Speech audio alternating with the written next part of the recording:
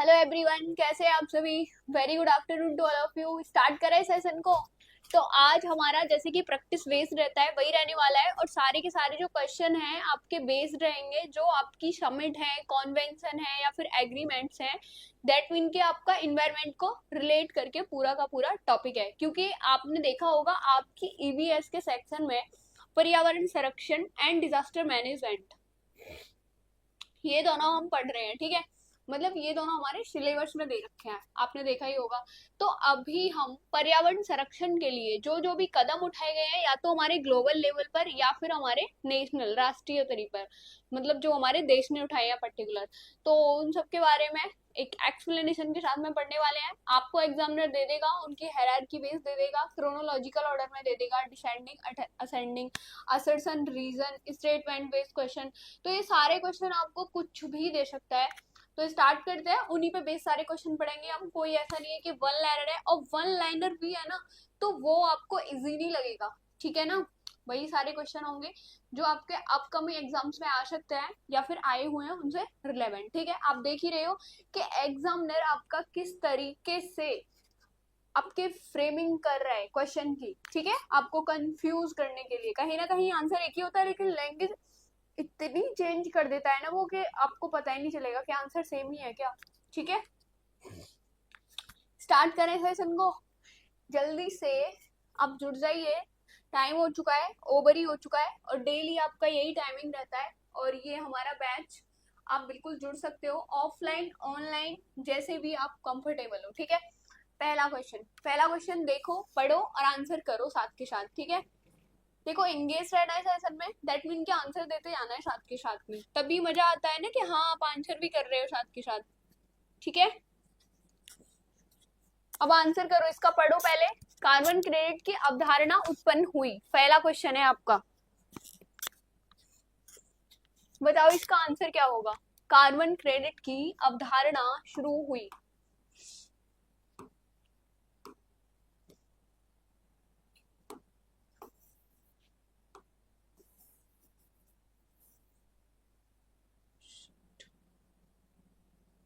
बताओ इसका आंसर क्या होगा। देखो, अर्थ समिट रियो डी जेनेरियो होगा, या फिर आपका क्योटो होगा, या फिर मॉन्ट्रियल प्रोटोकॉल होगा, या फिर G8 समिट हेलिजेंडा। क्या होगा, which is the right one. आया किसी का आंसर। भाई आंसर करो साथ साथ में, बैठे नहीं रहना है सेशन में। ठीक है, एंगेज रहना है थोड़ा।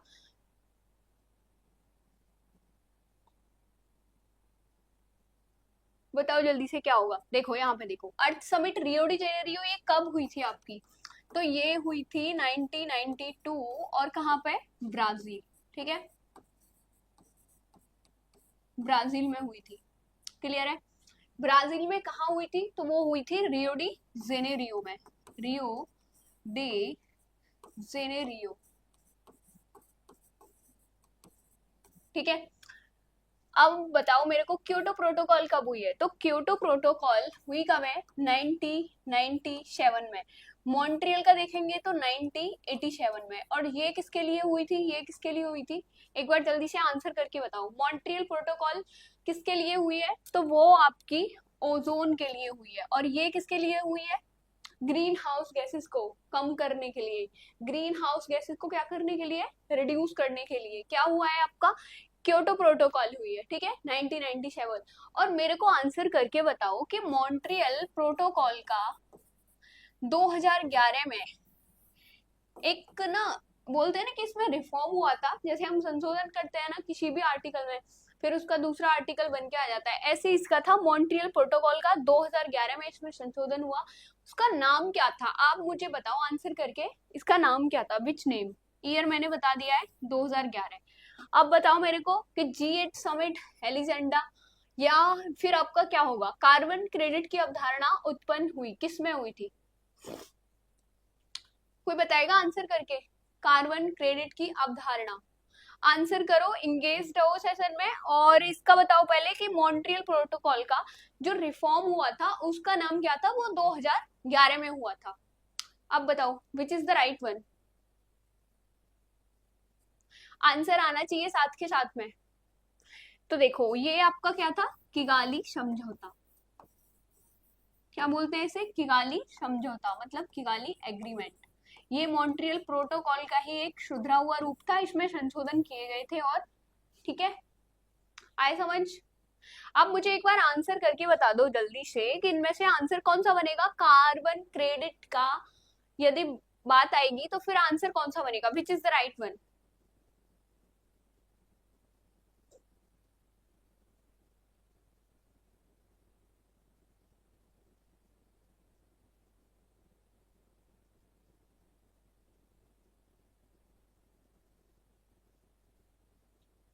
आया किसी का आंसर, देखो आपका आंसर बनेगा राइट वन, वो बनेगा क्योटो प्रोटोकॉल। ठीक है, क्योटो प्रोटोकॉल कब हुई है, तो 1997। और मैंने ये क्या बताया था, कार्बन को कम करने के लिए। ठीक है, जो ये कार्बन क्रेडिट था इसका मतलब था कि जितनी भी आप CO2 कम करोगे, दैट मीन के 1 टन के यदि ज्यादा कर रहे हो, तो उसमें क्या होगा, आपको एक तरह से ऋण चुकाना पड़ेगा आपको अन्य देशों को जिन्होंने कम किया है ना। कार्बन क्रेडिट का मतलब था कि एक तरह से क्रेडिट लेना। जो भी देश CO2 कम एमिशन करेगा वो क्या करेगा, अपने पास में कार्बन क्रेडिट रखेगा, दैट मीन के अन्य देशों से उसे कुछ पैसा प्रोवाइड किया जाएगा। ठीक है, क्योंकि वो CO2 को कम कर रहा है, ग्रीन हाउस गैसेस को कम कर रहा है। क्लियर है।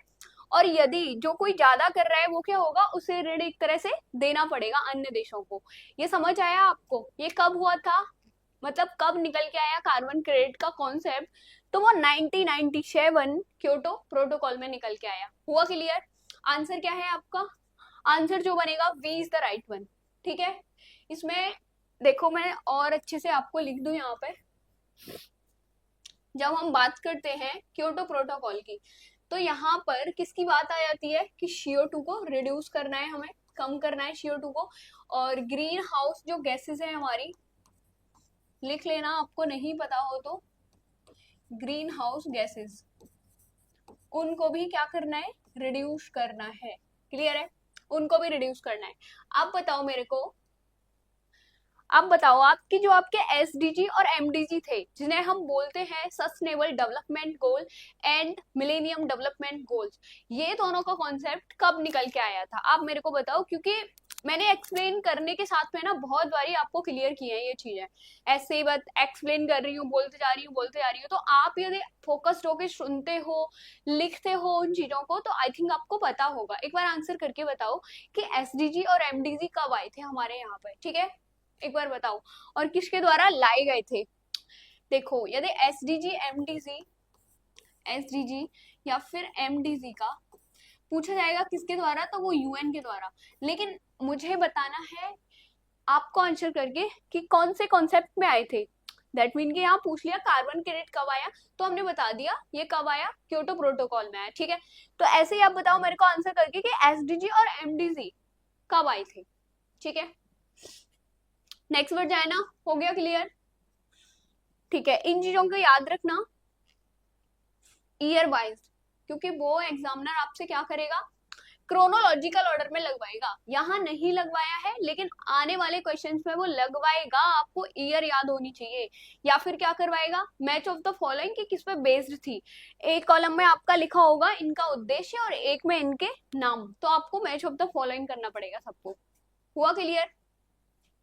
नेक्स्ट वर्ड जाते हैं। नेक्स्ट देखो, विश्व ओजोन दिवस कब मनाया जाता है। तो भाई विश्व ओजोन दिवस किसको नहीं पता है, और जिसको नहीं पता है ना, मैं सच बता रही हूँ, उसका EVS ज्योग्राफी सब कुछ पढ़ना बेकार लगता है फिर मुझे। क्योंकि आप सुपर टेट की तैयारी कर रहे हो, सपोज किसी भी एग्जामिनेशन की कर रहे हो, ठीक है, मतलब ये नहीं होता कि पर्टिकुलर एक एग्जाम की कर रहे हो। आई नो वेरी वेल कि कोई भी स्टूडेंट एक एग्जाम की तैयारी तो नहीं करता है, ठीक है।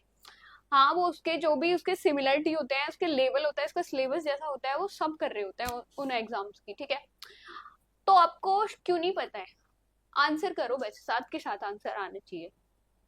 आंसर देखो इसका क्या बनेगा, 16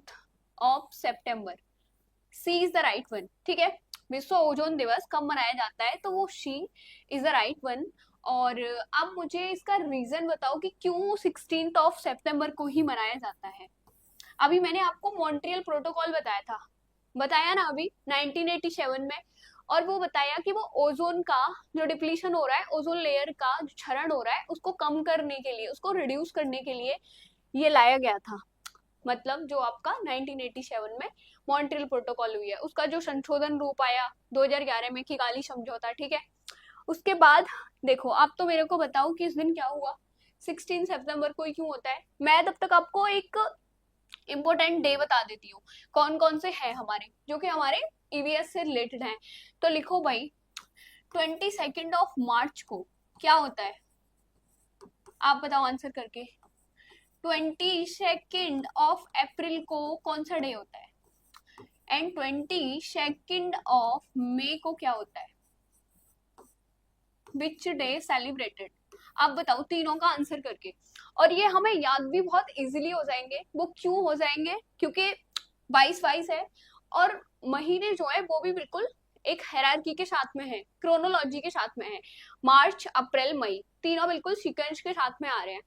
बताओ आंसर करके, इसका आंसर क्या होगा। वही सेशन में थोड़ा इंगेज रहो, आप बैठे हो तो ऐसा नहीं है कि बस ऐसे सिर पकड़ के बस सुने जा रही हो एक सॉन्ग की तरह, कुछ भी चल रहा है वो वाला आपको बोरिंग नहीं करना है, ठीक है। मैं बार बार कह रही हूँ आपसे, लाइब्रेरी में बैठे हो, घर में बैठे हो, कहीं भी बैठे हो, प्लीज डू द आंसर, ठीक है। यहाँ देखो, 22 को कौन सा डे होता है, तो इस दिन हमारा क्या होता है आप भी बताओ मेरे को। वाटर डे होता है ना, वाटर डे, ठीक है। इस दिन क्या होता है, मतलब जल दिवस, ठीक है, वाटर डे। 22 को क्या होता है, तो इस दिन होता है आपका अर्थ डे। आया समझ। उसके बाद में 22 को क्या होता है आपका बायोडाइवर्सिटी डे। क्या बोलते हैं, बायोडाइवर्सिटी। इसे हम क्या बोलेंगे, जैव विविधता। तो आप ही बताओ, कहीं ना कहीं ये सारे के सारे है ना इन्वायरमेंट से रिलेटेड। या तो वाटर डे हो आपका, ठीक है, जो हमारा वाटर है उसको कंजर्व करने के लिए हमें क्या कदम उठाने हैं, उसके बेस पे ये वाटर डे मनाया जाता है 22 को। अर्थ डे कब मनाया जा रहा है, 22 को। और ये भी हमारे पर्यावरण से रिलेटेड है। और जैव विविधता आपको पता ही है, ठीक है। हुआ क्लियर, ऑल राइट ना। नेक्स्ट वर्ड जाए, ठीक है, सब सेटिस्फेक्शन है ना पूरा। She is the right one, ठीक है। इसका आंसर नहीं बताया मुझे किसी ने कि क्यों 16 सितंबर को मनाया जाता है। और मुझे लग रहा है इतना हिंट तो मिल गया होगा सभी को कि क्यों मनाया जा रहा है। वो वही 1987 ओजोन के डिप्लीशन को कम करने के लिए, जो आपकी मॉन्ट्रियल प्रोटोकॉल की गई थी। क्लियर है। नेक्स्ट देखो, नेक्स्ट है आपका रामसर संधि संबंधित है। अब बताओ भाई, आपको ये मैं सच बता रही हूँ, ये चीजें आपको नहीं पता है ना जो क्वेश्चन सॉल्व हो रहे हैं, तो भाई क्लास को अच्छे से देखो, इंगेज रह के सेशन में। और जो भी आपको नहीं पता था उनको लिखते जाओ, राइट डाउन करते जाओ उन चीजों को, क्योंकि ये चीजें ऐसी है जो हमेशा न्यूज में बनी रहती है। रामसर हो गया आपकी यूनेस्को हेरिटेज साइट हो गया। आपको पता है अभी रिसेंटली हमारे भारत में रामसर साइट कितनी हो चुकी है, 101 हो चुकी है। और जो 101वीं जोड़ी गई है, कहाँ से जोड़ी गई है, अरुणाचल प्रदेश, नॉर्थ ईस्ट से जोड़ी गई है। और वो अरुणाचल प्रदेश की ऐसी रामसर साइट जो कि फर्स्ट है अरुणाचल की, पता पड़ा आपको, फर्स्ट रामसर साइट है। तो भाई एग्जामिनर क्यों नहीं पूछेगा आपसे, ऑब्वियसली आपसे क्वेश्चन पुट अप कर देगा, है ना ये बात। और उसने बिल्कुल सिलेबस में आपकी में आंखें थोड़ा बड़ा करके देखना आप, साफ साफ लिखा है उन्होंने, पर्यावरण संरक्षण, क्वेश्चन बनेंगे ही बनेंगे। आ रहा है समझ। तो अब मुझे बताओ कि रामसर साइट के अबाउट बताओ। रामसर संधि संबंधित है वनों के संरक्षण, हरितगृह गैसों में कमी से, आर्द्र भूमि के संरक्षण, या फिर दामोदर घाटी। देखो सी इज द राइट वन। ये हमारे किससे संबंधित है, वेटलैंड से संबंधित है। वेटलैंड मतलब क्या होता है आपका, आर्द्र भूमि। और आर्द्र भूमि, इसका मतलब क्या होता है, इसमें होता है कि ऐसी जमीन, ऐसी भूमि जो कि वाटर के द्वारा सैचुरेटेड है। वाटर सैचुरेटेड मीन है कि आपको लेक की तरह या रिवर की तरह पानी वहां नहीं दिखेगा, और ऐसे भी नहीं दिखेगा कि हाँ एक पौंड की तरह दिख रहा है। वो आपको दिखेगा कि उसने सैचुरेट कर रखा है, मतलब उसने होल्ड कर रखा है, वाटर को पी रखा है एक तरह से। तो वो ऐसे करके मतलब आप समझ गए ना सैचुरेटेड का मतलब क्या होता है, ठीक है। वाटर जो सैचुरेटेड कर रखा है उस लैंड को हम क्या बोलते हैं, वेटलैंड बोलते हैं। अब इसको रामसर में क्यों ऐड किया जा रहा है, क्या है ऐसा इनमें, देखो, क्योंकि रामसर जो कन्वेंशन हुआ था 1971 में हुआ था, ठीक है। 1982 में फिर हमारा देश जो है इसका मेंबर बन गया था। 1971 कहाँ हुआ था? तो ईरान के शहर रामसर में हुआ था। यहाँ देखो सारी चीजें नोट करते जाओ। रामसर कॉन्वेंशन, रामसर सम्मेलन कब हुआ था? 1971। कहाँ पे हुआ था? तो ईरान के शहर में, ईरान के शहर रामसर में हुआ था। ठीक है, ईरान के शहर रामसर में हुआ था। और आपको पता है ईरान जो कंट्री है उसका जो बॉर्डर टच होता है किससे होता है? कैस्पियन सी से होता है। तो ये जो रामसर शहर है ना, कैस्पियन सी के बिल्कुल किनारे पर पड़ता है। आया समझ? कैस्पियन सी के बिल्कुल किनारे पर पड़ता है। वो हो गया। उसके बाद में हमारा देश जो है मेंबर कब बना इसका? 1982 में हमारा मेंबर बन गया था भारत जो है इसका रामसर कॉन्वेंशन का। अब भारत में टोटल कितनी साइट हो चुकी हैं? वेटलैंड के संरक्षण के लिए रामसर कॉन्वेंशन बनाया गया। ठीक है, वहां का जो फ्लोरा है, फौना है, वहां जो पर्टिकुलर स्पीसीज है, वहां का जो पूरा इकोसिस्टम है, वहां की जो पूरी बायोडाइवर्सिटी है उसको कंजर्व करने के लिए क्या बनाया गया था? रामसर कॉन्वेंशन बनाया गया। आया समझ आपको? आया ना समझ? आपको पता है कि अभी जो हमारी अरुणाचल प्रदेश की ग्लॉ लेक, ठीक है, लिख लो। भारत में टोटल कितनी साइट हो चुकी है? 101। ठीक है, इतनी हो चुकी है। लेटेस्ट है ये 101 वाली।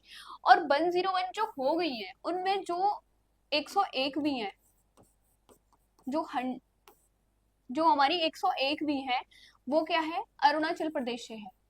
आपको याद जरूर रखनी है। एक तो ये अरुणाचल प्रदेश की फर्स्ट है और एक हमारे नॉर्थ ईस्ट से है। तो आपको पता है नॉर्थ ईस्ट से क्वेश्चन पुट अप होते रहते हैं। उसका नाम क्या है? Glow lake. लिखो यहाँ पे ग्लॉ लेक।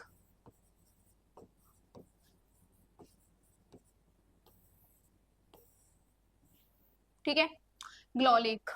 अब ग्लॉ लेक को जो ऐड किया गया है यहाँ पे, आपको पता है 50 से अधिक यहाँ ऑर्किड फ्लावर्स की प्रजाति पाई जाती है। ठीक है, और 250 से अधिक यहाँ पेड़ पौधों की प्रजाति पाई जाती है। तो उनको कंजर्व करने के लिए गवर्नमेंट ने इनिशिएटिव लिया है ग्लोबल लेवल पर कि इसको रामसर कॉन्वेंशन में शामिल किया जाए। ठीक है, जब जब रामसर समिट होती है, रामसर कॉन्वेंशन की समिट, तो हाँ हमारा देश रिकमेंडेशन करता है वहां पे कि ये साइट को वहां पे सम्मिलित किया जाए। तो तभी फिर हाँ वहां के लोग मतलब देखते हैं कि हाँ क्या है ऐसा, क्या है ऐसा स्पीसीज है यहाँ पे जिनको कंजर्व करना हमारे लिए, हमारे मतलब इकोसिस्टम के लिए इम्पोर्टेंट है। तो तब जाके ये होता है। ठीक है, आए समझ आपको? ऑल क्लियर ना? एक बार थम्स अप तो कर सकते हो भाई जो भी लोग सेशन देख रहे हो। ऐसा लगता है पता नहीं चल क्या रहा है। इंगेज रहना ही नहीं है सेशन में बिल्कुल। मुझे ऐसा लग रहा है कि फालतू के चल रहा है बस। नेक्स्ट वर्ड जाए। इट्स क्लियर ना? तो आपका देखो राइट वन क्या होगा? सी इज द राइट वन। आर्द्र भूमि के संरक्षण से। ठीक है, वनों के संरक्षण से बात करोगे तो जो आपका फॉरेस्ट एक्ट लाया गया था वो कब लाया गया था? 1974 में। 1980 में लाया गया था। ठीक है, 74 में नहीं, 1980 में। ठीक है, और ये ग्रीन हाउस गैसेस का मैंने बता ही दिया आपको क्या लाया गया था।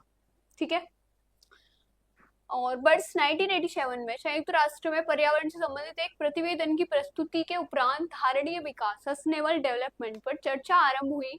वह प्रतिवेदन था, अब बताओ क्या था? एक बार देखो क्वेश्चन की लैंग्वेज पढ़ लो। अभी हम क्या कह रहे थे, स्टार्टिंग में सेशन स्टार्ट किया था तो मैं आपसे कह रही थी कि मोस्टली क्वेश्चन आपके कैसे होंगे? या तो match of the following, assertion reason, statement based, chronological होंगे, असेंडिंग डिसेंडिंग, ये सब टाइप्स होंगे। सपोज वन लाइनर कोई होता भी है तो उसकी लैंग्वेज ऐसी होगी कि हाँ आपको टाइम लग जाएगा। ऐसा नहीं होगा कि आप बस लैंग्वेज पढ़े तुरंत आंसर कर दिया। अब देख रहे हो ये वन लाइनर का, देख रहे हो ना ये कैसा है फ्रेमिंग। अब आंसर करो क्या होगा? Which is the right one? Answer आना चाहिए साथ के साथ।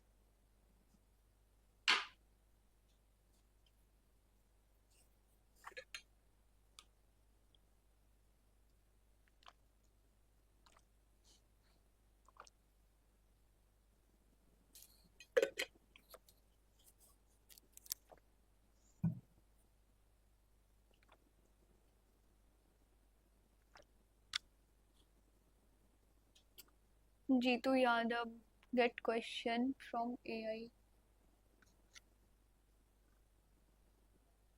क्या कह रहे हो आप? साफ साफ तो मेरे कुछ समझ नहीं आ रहा।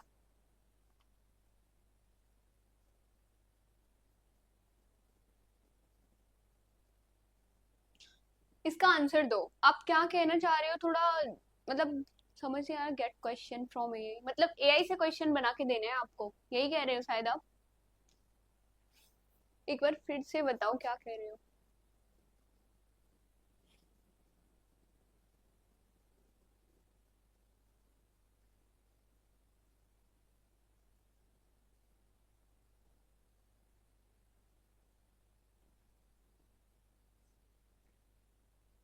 आया किसी का आंसर? तो देखो आंसर देखते हैं क्या बनेगा। एक बार जीतू यादव आप जो बोल रहे हो ना, एक बार थोड़ा सा सही से बोलो, ठीक है? समझ नहीं आ पाया क्या बोल रहे हो।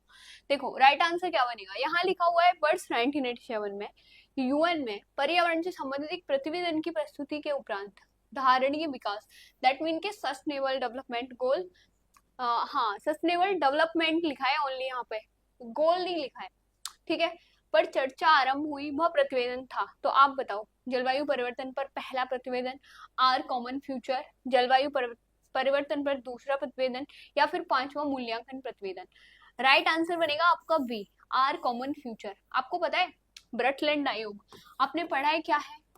1987 ब्रटलैंड आयोग, इसकी रिपोर्ट आई थी और उस रिपोर्ट का नाम था आर कॉमन फ्यूचर। तो राइट आंसर क्या बनेगा आपका? B is the right one, 1987 में, ठीक है? आपको पता है सबसे पहले ग्लोबल लेवल पर आपके पर्यावरण के लिए जो इनिशिएटिव लिया गया था, आपने बोला है please raise the level of the question a bit. Okay okay Jitu Yadav, level raise करना है क्वेश्चन का, आप यही कह रहे हो ना? मुझे ये बताओ जो आज का सेशन है, जो आपका पूरा का पूरा ईवीएस को डेडिकेट करके लिया गया है, वो आपको लग रहा है कि बहुत इजी क्वेश्चन है? आपको देखो यूपीएससी लेवल के कराए जाएंगे ना क्वेश्चन, तो वो एक तरह से ना आपसे मतलब वो हो जाएगा चीट करना। चीट करना मीन के इतने हार्ड क्वेश्चन नहीं आएंगे भाई, यूपीएससी लेवल क्यों पूछेगा, है ना ये बात? मान लिया आयोग थोड़ा कठिन क्वेश्चन बना रहा है, पर ऐसे थोड़ी कि यूपीएससी का लेवल पकड़ ले, अब वो आपको कराए जाए उस लेवल के, उस फ्रेमिंग की जाए उस तरह की, तो आप पक्का बोलोगे कि मैम क्या हमें फंसा रही हो। होता है ना कई बार कि हमने बहुत मॉक टेस्ट ऐसे किए, इजी इजी हमने छोड़ ही दिया पूरा, और एग्जामिनर ने थोड़ा सा moderate to easy question paper बना दिया, तो हम एक तरह से ना मात खा जाते हैं। आ रहा है समझ? अच्छा मुझे बताओ, आज का जो ये सेशन चल रहा है यहाँ तक 4 क्वेश्चन हो चुके हैं, आपको लग रहा है कि बहुत इजी है ना, तो हर एक कोई कर देगा? मुझे बताओ एक बार, तो है ना कमेंट ड्रॉप करो, आप बताओ कि आपको लग रहा है कि हर एक कोई ऐसे ही कर देगा, बस देखते ही आंसर, देखते ही आंसर, समझने की कोई जरूरत नहीं पड़ेगी क्या? मतलब मुझे बताओ एक बार आंसर करो, देन मैं कल से आपका लेवल ना राइज करूंगी, यदि आपका ऐसा ही कुछ मानना हो तो। यहाँ पे आ जाते हैं, तो आर कॉमन फ्यूचर ब्रटलैंड कमीशन 1987 में आया, इसकी रिपोर्ट आई थी आर कॉमन फ्यूचर, ठीक है? और वो किसका रिकमेंडेशन कर रही थी, किसके लिए थी? तो वो हमारे सस्टेनेबल डेवलपमेंट के लिए थी। आपसे पूछा जाए एग्जामिनर के द्वारा कि सबसे पहले सस्टेनेबल डेवलपमेंट दैट मीन कि सतत विकास, सतत विकास शब्द सबसे पहले कब आया था, तो आपको बताना है कि ब्रटलैंड आयोग की रिपोर्ट आई थी 1987 में, आर कॉमन फ्यूचर उसके द्वारा उसने दिया था ये शब्द सस्टेनेबल डेवलपमेंट, ठीक है? सतत विकास। अब सतत विकास का मतलब क्या होता है आपको पता है? सतत विकास का मतलब होता है कि जो हमारी जनरेशन है, जो हमारी पीढ़ी है, अभी जो रिसोर्सेज का यूज कर रही है जिस तरीके से, ऐसे ही हमारे सारे रिसोर्सेज आने वाली जनरेशन के लिए हो, जो हमारी फ्यूचर जनरेशन हो, ठीक है? कोई भी रिसोर्सेज के साथ में है उसको कंप्रोमाइज ना करना पड़े, यही होता है सतत विकास, एक कॉन्टिन्यूस चलने वाला विकास, एक बोलते ना पंचुअलिटी के साथ चलने वाला विकास। आए समझ अब?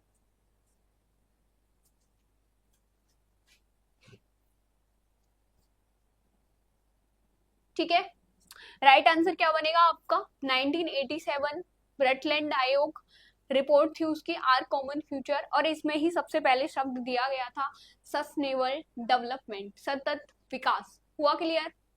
ठीक है ना? आप सोच रहे होंगे कि सतत विकास लक्ष्य कब आया? सतत विकास तो 1987 हो गया, लेकिन जो आपका सतत विकास लक्ष्य आया वो आया 1992। 1992 कब आया? 1992 कब आया फिर ये? वर्ल्ड अर्थ समिट कब हुई थी? ब्राजील में, रियो डी जेनेरियो। लिख लो यहाँ पे, स्टार्टिंग में ही करा चुकी हूँ वैसे, वर्ल्ड अर्थ समिट।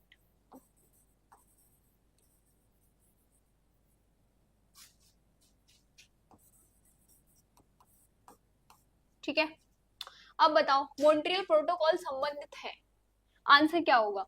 जलवायु परिवर्तन, आर्द्र भूमि संरक्षण, ये तो काट दो, अभी राम सर देख लिया। ध्वनि प्रदूषण, अब बताओ, या फिर ओजोन परत के अवक्षय से, विच is the right one? Answer करो भाई। सेशन में देखो इंगेज रहना है, मैं बार बार बोलती हूँ ना कि आंसर करा करो साथ के साथ, जो भी आपके मन में आ रहा है, जो भी। अब मुझे आंसर करके आप बता सकते थे कि जो आपकी 100th मतलब जो आपकी शौबी रामसर साइट है वो कौन से डिस्ट्रिक्ट से है, उसका नाम क्या है पर्टिकुलर। 101 भी तो हमने देख ली, लॉ लेक है, लेकिन शौबी कहाँ से है? आपका ना रिवीजन होता रहेगा, और जब आप लिखते हो ना तो वो और ज्यादा छप जाता है दिमाग में। अब बताओ इसका राइट वन क्या होगा? मॉन्ट्रियल प्रोटोकॉल बता चुकी हूँ, 2-3 बारी बता चुकी हूँ अभी अभी सेशन में। क्या होगा इसका राइट वन?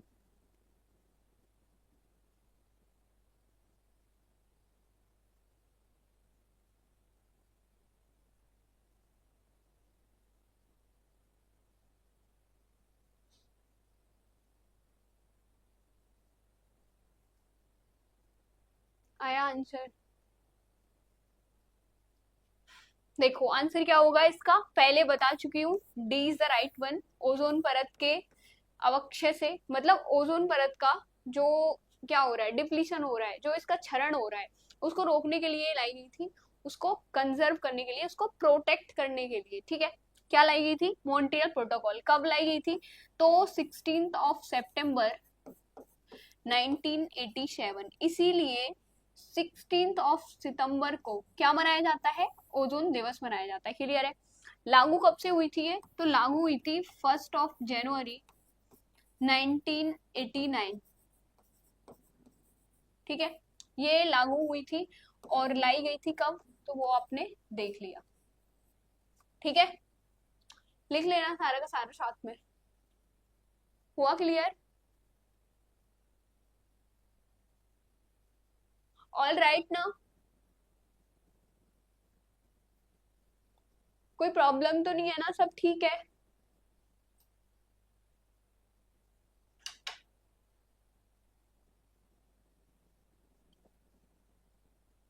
नेक्स्ट बढ़ जाए, नेक्स्ट पर जाते हैं। नेक्स्ट देखो, नेक्स्ट है आपका, निम्न घटनाओं को कालानुक्रमिक क्रम में व्यवस्थित कीजिए तथा नीचे दिए गए कूट से सही उत्तर चुनिए। अब बताओ विच is the right one?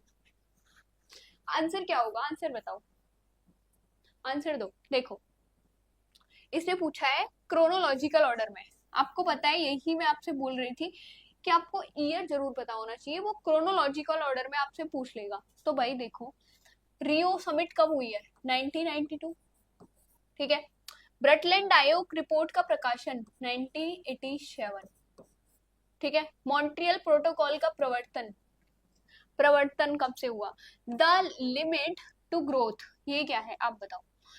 Montreal protocol का प्रवर्तन, देखो दो चीज है, 1987 ये मैंने बता दिया, ब्रटलैंड आयोग रिपोर्ट का प्रकाशन। ठीक है, अब मुझे इसका बताओ, मॉन्ट्रियल प्रोटोकॉल का प्रवर्तन पूछा है, प्रवर्तन मतलब यही होता है कि एप्लीकेबल, है ना? अब बताओ इसका राइट वन क्या होगा? क्रोनोलॉजिकल ऑर्डर में लगाना है तो यहाँ देख लो एक बार, आपको तो दो अभी तो हमें नहीं पता है। देखो आपको एग्जाम में कैसे करना है, टाइम सेव कैसे करना है, क्या स्ट्रेटजी होनी चाहिए। ठीक है, अब यहाँ पे 1987 लिखा है, ठीक है, और यहाँ पे लिखा हुआ है 1992। ये मैंने बताया कि आपका 16 सितंबर 1987 में ही आई, लेकिन इसकी तो हमको डेट नहीं पता है ना, ब्रटलैंड आयोग की, तो हम कैसे डिफरेंस करेंगे? ईयर तो दोनों सेम सेम है, 1987 87। देखो एक बार देख लेते हैं कि जो ये हमारा थर्ड ऑप्शन है, ये पहले आ रहा है बाद में आ रहा है, लेकिन आ दोनों सीक्वेंस से रहे हैं। एक बार देखते हैं तो भाई इन ऑप्शन में कहाँ है, और आपका जो फर्स्ट है वो आना चाहिए बाद में। अब बाद में कितना बाद में, यहाँ तो पहले ही आए जा रहा है, ये तो होगा नहीं, ठीक है। और यहाँ पहले आ रहा है थर्ड से भी सेकंड से भी, मुझे लग रहा है ये भी नहीं होगा, ठीक है। अब बताओ इनमें से कौन सा हो सकता है आपका, या तो देखो बी है या फिर सी है। अब विच इज द राइट वन, वो आप आंसर करो, विच इज द राइट वन, क्या होगा? आंसर आना चाहिए देखो साथ के साथ। और आपको पता है कि यदि हम बात करेंगे मॉन्ट्रियल प्रोटोकॉल की, तो वही 16 सितंबर क्या होगा, 1987, ठीक है। अब बताओ आंसर करके, विच इज द राइट वन।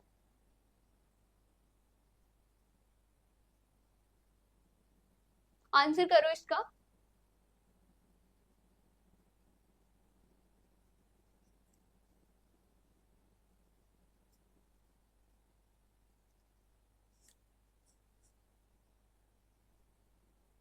आया किसी का आंसर? देखो मैं बताती हूँ आंसर क्या होगा।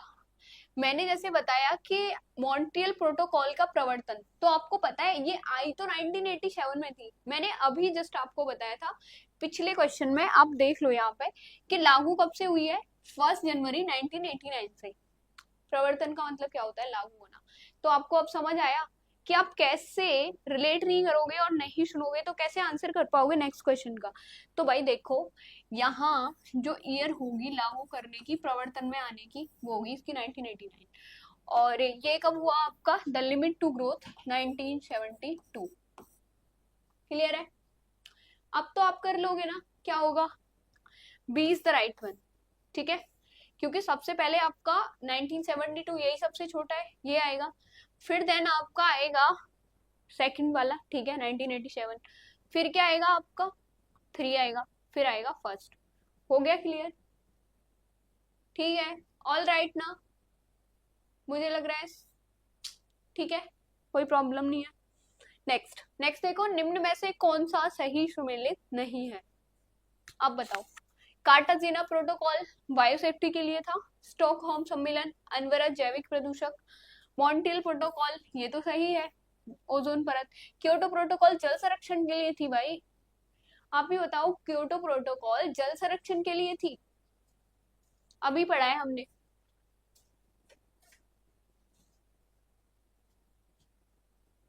किसके लिए थी क्योटो प्रोटोकॉल? तो वो तो ग्रीन हाउस गैसेस को रिड्यूस करने के लिए थी ना, उनका एमिशन कम करने के लिए थी। इसी में कार्बन क्रेडिट का एक शब्द आया है ना, ये बात। तो भाई आपको साफ दिख रहा है कि जल संरक्षण नहीं था। इज दिस राइट और रॉन्ग? ऑब्वियसली राइट, ठीक है, D is the right one. आ रहा है समझ? जल संरक्षण के लिए हम बोलेंगे तो ये मैंने बता दिया अभी, 22 आपका वाटर डे होता है। एंड 1974 में आप देखना कि ये राइट है या रॉन्ग है, मुझे तो लग रहा है 1974 ही था। आपका एक एक्ट लाया गया था, वो किसके लिए, जल संरक्षण के लिए, मतलब जल संरक्षण अधिनियम। पॉल्यूशन को रिड्यूस करने के लिए भी 1974 में ही लाया गया था, ठीक है, ऑल राइट था। नेक्स्ट पर जाए, ठीक है। नेक्स्ट देखो, बाकी देखो याद रख लेना, कार्टाजीना प्रोटोकॉल बायोसेफ्टी के लिए, स्टॉकहोम सम्मेलन अनवरत जैविक प्रदूषक के लिए, ठीक है, मॉन्ट्रियल प्रोटोकॉल ओजोन परत हो गया। अब देखो जलवायु परिवर्तन पर संयुक्त राष्ट्र का सम्मेलन COP21 आयोजित हुआ था, कहाँ हुआ था? COP21 मॉस्को में है, पेरिस, बर्लिन या फिर Tokyo, which is the right one?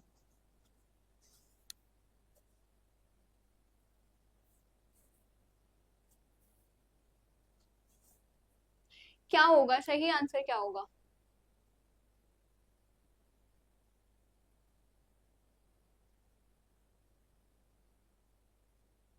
Answer दो इसका, क्या होगा? तो देखो यहाँ पे, देखो मॉस्को आपको पता है रशिया की बात हो रही है, रशिया की कैपिटल है, ठीक है। और यदि हम बात करेंगे पेरिस की, तो आपको पता है ये फ्रांस की बात हो रही है। बर्लिन की बात होगी तो जर्मनी।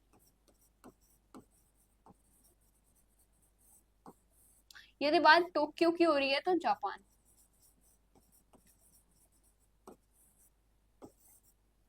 ठीक है, आप बताओ मेरे को, जलवायु परिवर्तन पर संयुक्त राष्ट्र का सम्मेलन COP21 कब आयोजित हुआ? सबसे पहले कॉप का मतलब समझते हैं। कॉप का मतलब होता है कॉन्फ्रेंसेस ऑफ पार्टीज, ठीक है। क्या होता है? Conferences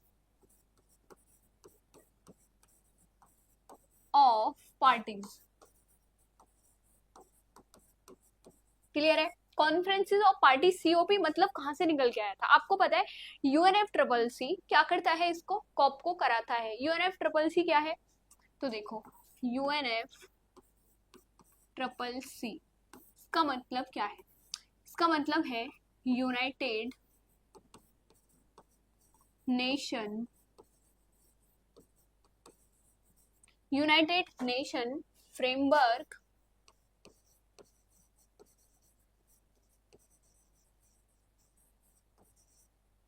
United nation framework on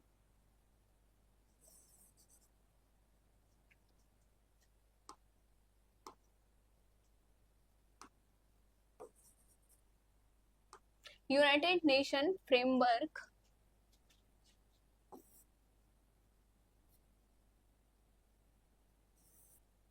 on climate change, ठीक है।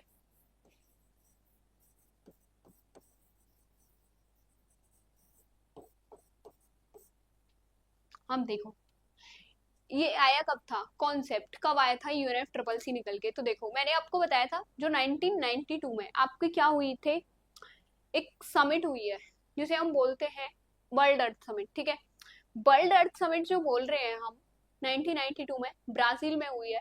उससे तीन कॉन्सेप्ट आपके निकल के आए। एक आपका मतलब जो आपकी बायोडाइवर्सिटी पर समिट हो रही थी, ठीक है, वो निकल के आई। उसके बाद में आपका निकल के आया SDG MDG। उसके बाद में आपका क्या निकल के आया था? यूएनएफ ट्रिपल सी, ठीक है। आपको मैं एक फ्रेम बता देती हूँ, आप उसे देख लो।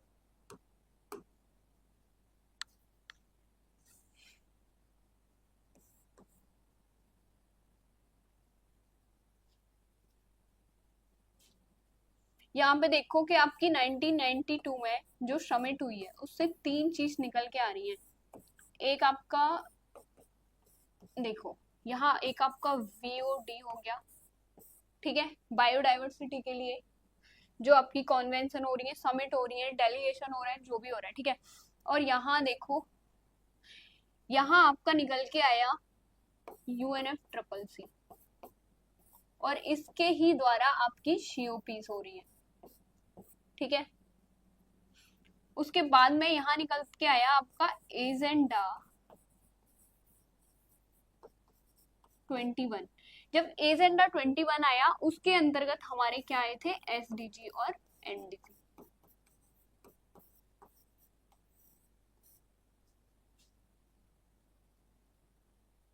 क्लियर है?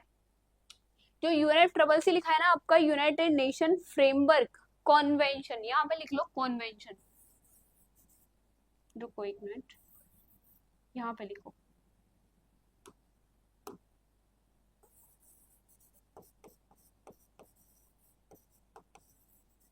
कॉन्वेंशन ऑन क्लाइमेट चेंज, ठीक है। अब इसकी बिल्कुल सही फुल फॉर्म है ये, United nation framework convention on climate change.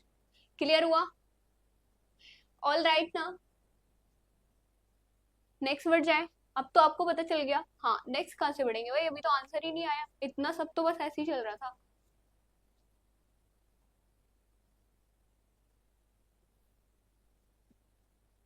Answer बताओ क्या होगा? तो आपका आंसर होगा पेरिस, ठीक है, COP21। अब मुझे बताओ COP21 में क्या निकल के आया था, क्यों इसका सिग्निफिकेंस है इतना, क्यों इसके पीछे क्वेश्चन बन गया, और क्यों नहीं आया COPs का? तो देखो जो इसका निकल के आया था पेरिस क्लाइमेट, पेरिस एग्रीमेंट निकल के आया था, और पेरिस एग्रीमेंट आपको पता होना चाहिए कि उससे क्या आउटकम्स निकले थे। पेरिस एग्रीमेंट हमारा बोलता था, जो कॉन्वेंशन हुआ था वो हुआ था कि जो पृथ्वी का टेम्परेचर है वो राइज कर रहा है, एटमॉस्फेयर का टेम्परेचर हमारे का वो राइज कर रहा है। क्यों राइज कर रहा है? क्योंकि गैसेस की मात्रा बढ़ती जा रही है। अब वो राइज करेगा टेम्परेचर, तो कहीं ना कहीं आपको पता है कि ग्लोबल वार्मिंग होना है ना, वैश्विक तापन होना, ग्लेशियर्स का मेल्ट होना, पानी जो लेवल है, वाटर लेवल है ओशियन का, वो राइज हो जाना। दैट मीन कि जो आइलैंड्स है उनका खतरा है, वो डैमेज हो जाएंगे, खत्म हो जाएंगे, उनका डिस्ट्रक्शन हो जाएगा। मतलब हमारा पूरा इकोसिस्टम, हमारी पूरी डायोवर्सिटी जो है, बायोडाइवर्सिटी तहस नहस हो जाएगी। क्योंकि जब ठंडियां पड़ रही है फिर भी गर्मी पड़ रही है, तो भाई वो जो हमारे यहाँ पे फ्लोरा फोना है वो कैसे अडॉप्ट कर पाएगा? नहीं कर पाएगा ना उस सारी की सारी कंडीशंस को, जैसी भी इन्वायरमेंट में हो रही है, नहीं कर पाएगा। तो इसीलिए क्या हुआ, ये पेरिस जो समझौता हुआ, इसमें यही कहा गया कि जो हमारी अर्थ का टेम्परेचर है वो 21st सेंचुरी में कितना आ जाना चाहिए? 1.5 डिग्री, इससे ज्यादा होना ही नहीं चाहिए। आए समझ? 1.5 डिग्री सेंटीग्रेड, उससे ज्यादा नहीं होना चाहिए। और अभी आप देख ही रहे हो कितना क्लाइमेट चेंज का इफेक्ट हमें दिख रहा है असम फ्लड में, दिख रहा है ना? इतनी ज्यादा क्यों हो रही है? क्योंकि पेड़ों की कटाई इतनी ज्यादा होना, सॉइल इरोजन इतना ज्यादा होना, है ना? ये बात कैसे रोक पाएंगे उसका? ग्लेशियर से इतने मेल्ट होना, बारिश इतनी ज्यादा हो रही है ना? तो ये सारे कॉजेज मिल जाते हैं। राइट आंसर आपका वी बन गया। नेक्स्ट देखो, नेक्स्ट है आपका ग्रीन पीस इंटरनेशनल का मुख्यालय स्थित है, कहाँ स्थित है? एमस्टर्डम में है, कैनबरा में है, या फिर आपका ओटावा है, या फिर नागासाकी है? विच is the right one?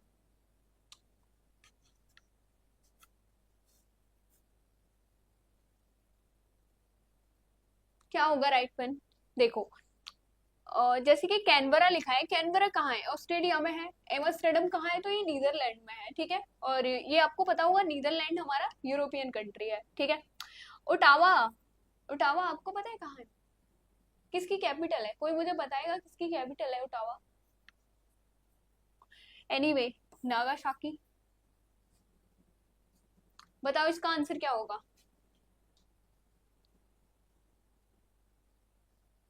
Answer आना चाहिए, देखो सात की साथ आना चाहिए।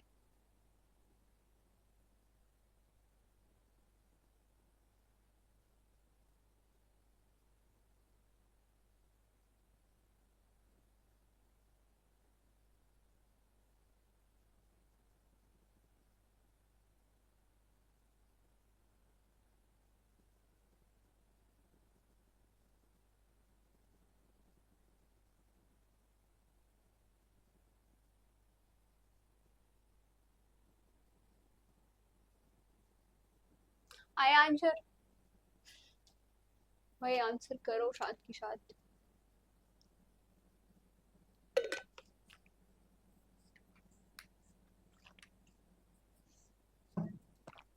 देखो आंसर क्या होगा आपका? एमस्टर्ड इज द राइट वन। 2001 में इसकी स्थापना हुई है। हेडक्वार्टर इसका कहाँ है? बेंगलुरु में है। कहाँ पर है? बेंगलुरु में है। किसका? ग्रीन पीस इंटरनेशनल का। मैंने बताया एमस्टर्डम कहाँ है, तो ये नीदरलैंड में है, ठीक है। क्लियर है? अब ये क्यों बनाया गया था ग्रीन पीस इंटरनेशनल? जो नाभिकीय हथियार है उनके परीक्षण को रोका जाए, ठीक है। जो न्यूक्लियर वेपन्स हैं उनके परीक्षण को क्या करा जाए? रोका जाए। नेक्स्ट देखो, नेक्स्ट है आपका निम्न में से कौन सी एजेंडा 21 की सही परिभाषा है?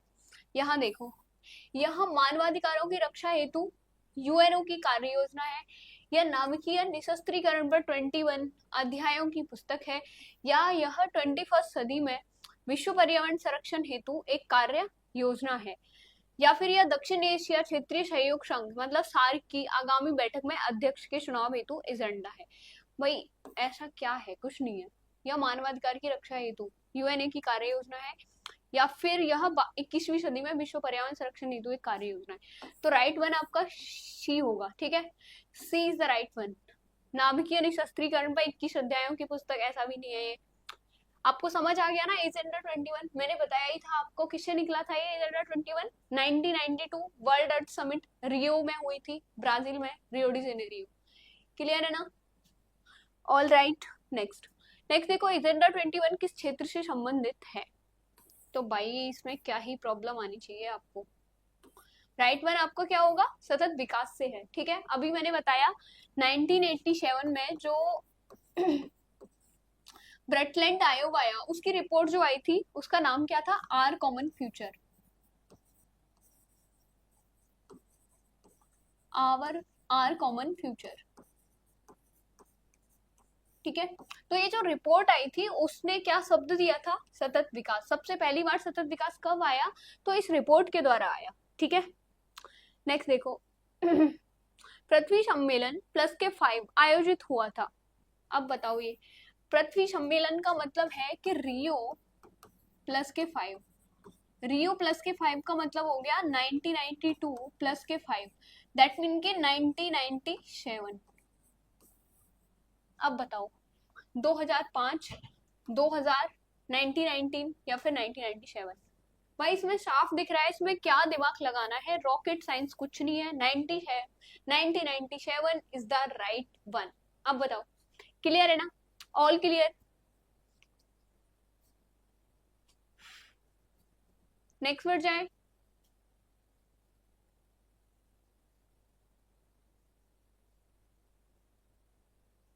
बढ़े ना? नेक्स्ट नेक्स्ट देखो, भारत में पर्यावरण मंत्रालय किस वर्ष में स्थापित किया गया था? मुझे बताओ, पर्यावरण मंत्रालय किस वर्ष में स्थापित किया गया था? तो 1970 होगा, 75, 80 या फिर 85? पर्यावरण मंत्रालय की बात हो रही है, ठीक है, इन्वायरमेंट मिनिस्ट्री। क्या बनेगा राइट वन?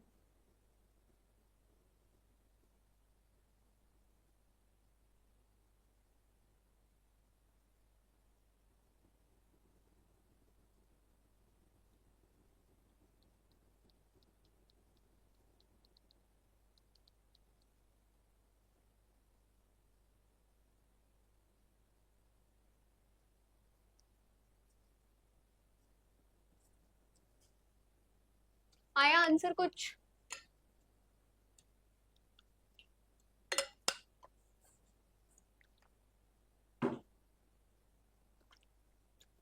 तो देखो आंसर क्या बनेगा आपका, 1985 पर्यावरण मंत्रालय की जो स्थापना की गई थी, स्थापित किया गया था भारत में। ठीक है, एनवायरमेंट मिनिस्ट्री।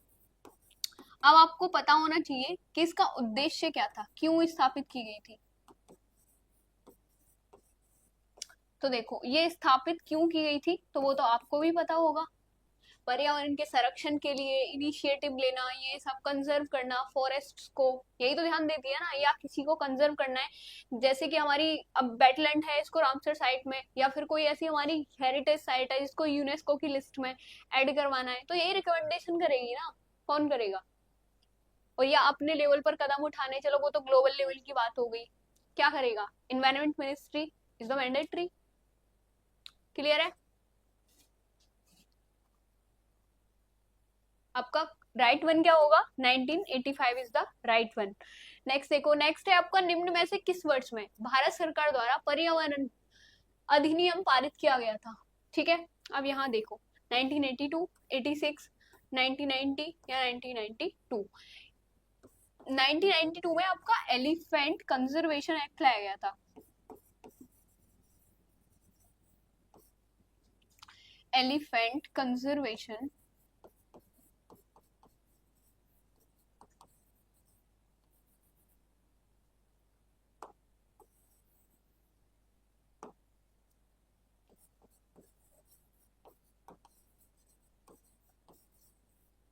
ठीक है, अब यहाँ बताओ मुझे, राइट आंसर आपका क्या बनेगा? B is the right one. 1990 मतलब 1986।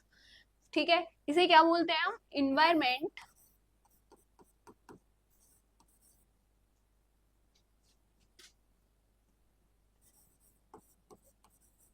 Environment protection act. ठीक है,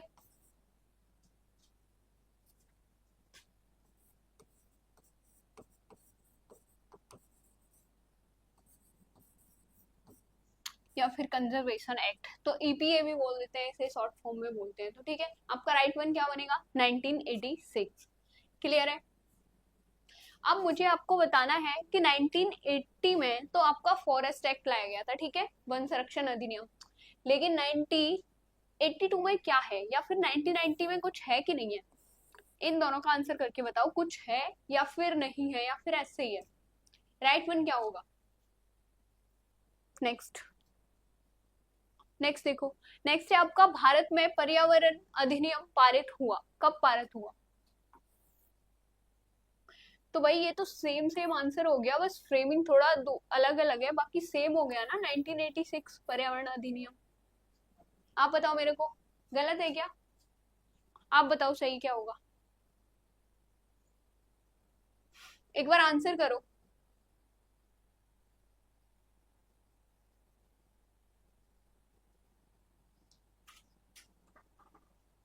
ठीक है, राइट वन क्या होगा? राइट वन क्या होगा आपका? 1986। ठीक है, नेक्स्ट है आपका चिपको आंदोलन संबंधित है। ये चिपको आंदोलन पादप संरक्षण, बाघ परियोजना या फिर घड़ियाल परियोजना, क्या होगा? या फिर पादप प्रजनन से। तो देखो, चिपको मूवमेंट आपको भी पता होगा, ये कहाँ हुआ था? तो ये उत्तराखंड में। और राइट वन क्या बनेगा आपका? ए इज द राइट वन। ठीक है, दो क्वेश्चन रहेंगे, इनको भी करा दो। ठीक है, और नेक्स्ट देखो, नेक्स्ट है आपका राष्ट्रीय पर्यावरण अभियांत्रिकी संस्थान, कहाँ पर स्थित है? कटक, जमशेदपुर या फिर आपका नागपुर, रांची, क्या होगा राइट वन? तो भाई इसका आंसर कमेंट बॉक्स में बताना एज ए होमवर्क। ठीक है, नेक्स्ट है आपका निम्न में से किस एक का संबंध पर्यावरणीय सुरक्षा से नहीं है? तो वो धारणीय विकास है, या फिर गरीबी कम करना है, या फिर वातानुकूलन या कागज के थैलों का प्रयोग करना। इसमें पूछा है पर्यावरणीय सुरक्षा, दैट मीन के इन्वायरमेंट कंजर्वेशन की बात कर रहा है कहीं ना कहीं। धारणीय विकास का मतलब हो गया आपका सस्टेनेबल डेवलपमेंट गोल, गरीबी कम करना। ठीक है, तो आप ही बताओ मेरे को, गरीबी कम करना कहाँ से ये पर्यावरण से जुड़ा हुआ है? वातानुकूलन का बिल्कुल है ना, वातानुकूलन का। कागज के थैलों का प्रयोग, ये भी हमारे संरक्षण के लिए बात कर रहा है, धारणीय विकास भी कर रहा है। तो राइट वन क्या बनेगा आपका? गरीबी कम करना। ठीक है, तो ठीक है, फिर हमारे क्वेश्चन कंप्लीट हो चुके हैं, सेशन को यहीं पे बाइंड अप करेंगे और मिलेंगे नेक्स्ट सेशन में। टाइम आपका वही 12 से 1, तो मिलते हैं, स्टे ट्यून्ड नेक्स्ट सेशन में। Thank you to all and bye bye to all.